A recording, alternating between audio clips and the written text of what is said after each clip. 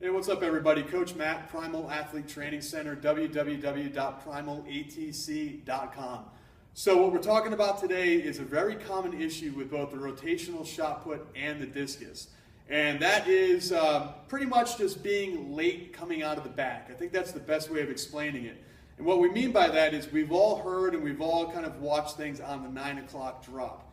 Made famous by Mac Wilkins, 9 o'clock drop is that when you turn out of the back of that circle and you're getting ready to drive sort of in that South African position, when you turn, you want to have your knee and your toe and your hip, everything on that left leg in this 9 o'clock position. So the knee, the toe, and the hip are going to be pointing at 9 o'clock. Back of the circle is 12, right here is 9 o'clock, and then you're throwing down the middle of that sector is 6 o'clock. Well, one of the things, this is actually two athletes that drove up from Connecticut to work this weekend, and one of my online athletes from Colorado was having an issue with basically opening up their left leg. They're both right-handed. Sorry, all three of them were right-handed.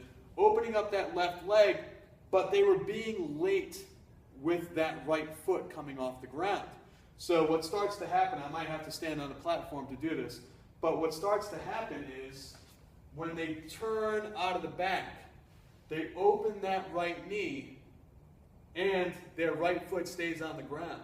So by the time they're ready to drive down that circle here, their knee is not pointed at 9 o'clock anymore. It's not pointed at the camera. It's pointed pretty much down the left sector, and you can see that the right foot is dragging behind. It's kind of crisscrossing. So this right knee and left knee and left side have to wait for this right foot to come around.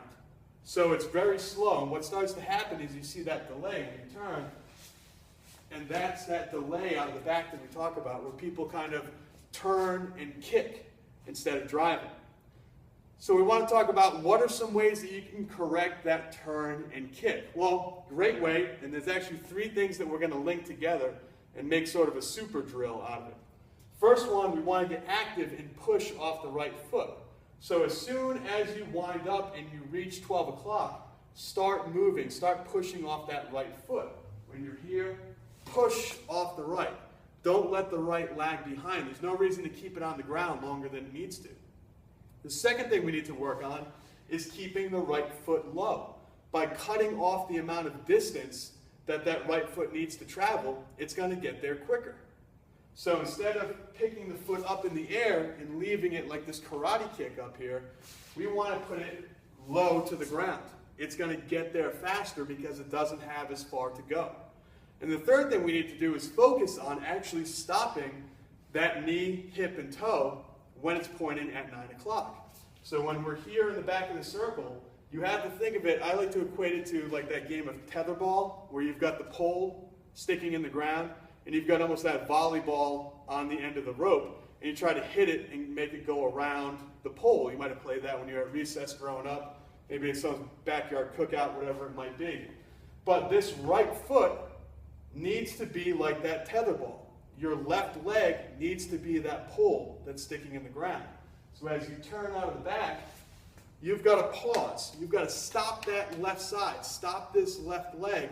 Point it at 9 o'clock to allow the right side to go around so you can drive down that circle. So a great drill you can do for this, we're going to grab a pretty heavy medicine ball. This is a 15-pound medicine ball, and we're going to turn. So we're going to put all of our weight on that left side. And then we're going to turn from 90 degrees, 180, 270, and back to 0, back to 360.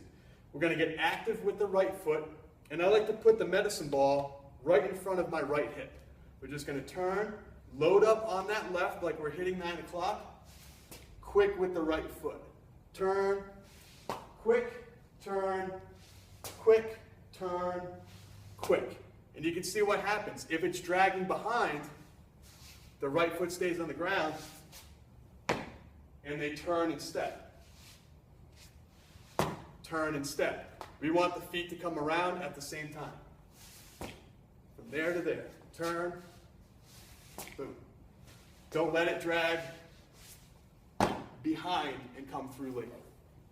So that's a great drill that you can do to cut that right foot moving faster, to teach you to keep the right foot low to the ground, and to teach you to keep that left knee pointing at 9 o'clock so you're not over-rotating out of the back and driving down into the left half of that circle.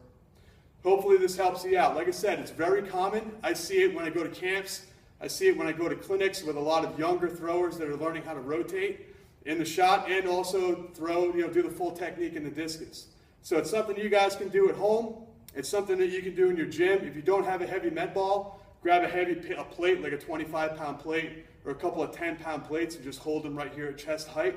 Get low, work on moving that right foot quickly, getting it off the ground quickly, keeping it low, keeping that left knee pointed toward 9 o'clock. This is a great question, something that popped up a few times this weekend. We're getting real close to that indoor track season. It's only about 2 weeks away. Actually, 2 weeks from tonight is the first day of practice around these parts. So if you have questions about throwing, if you have anything that you guys want to know, whether it's about training early in the season, coaching early in the season, mental focus, whatever you want to talk about, leave a comment down below or send me an email. We'll answer it here in the video. Before I forget, click the link below. We're having our glide shot put clinic this weekend. Did some measuring here in the gym. It turns out we can actually fit 24 coaches comfortably when they can walk around and kind of stretch their legs out and relax a little bit. We thought it was 20 originally, so I opened it up to 4 more people. 2 people already jumped on it, so that means there's 2 spots left. So if you're wanting to come down here to Rhode Island, it's this Saturday the 23rd. All about glide shot put. Click the link below to learn more. Hope to see you here soon.